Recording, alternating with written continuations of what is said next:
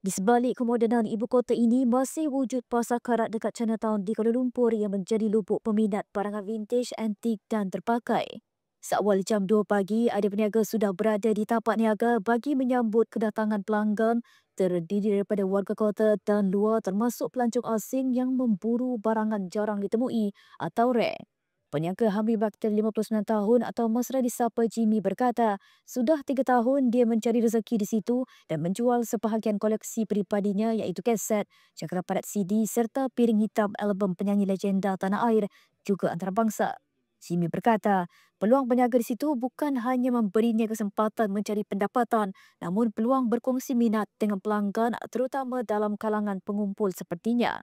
Seorang lagi peniaga, Zulkarnain Bakar 60 tahun berkata, dia sudah menjadi pengumpul dan menjual kaset piring hitam juga CD sejak hampir 3 dekad lalu. Katanya koleksi berkenaan disimpan rapi di rumah dan hanya sebahagian dibawa ke tapak niaga untuk dijual.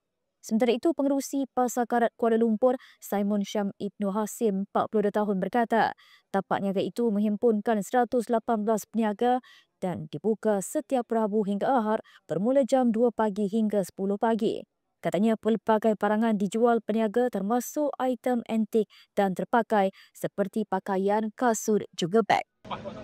Sebenarnya kita dibenarkan pukul 8 saja oleh pihak DBKL, tapi sebabkan kita nak buat pembersihan apa semua dilanjut, tapi masa tu kita tak tutup lah semua yang niaga-niaga semua dekat sini. Hutan dia okey, dekat sini dia bercampur lah. Ada foreigner, ada juga orang tempatan yang datang berbelanja dekat sini. Sebab dekat sini pun banyak juga yang tadikan untuk datangnya foreigner yang datang membeli dekat sini.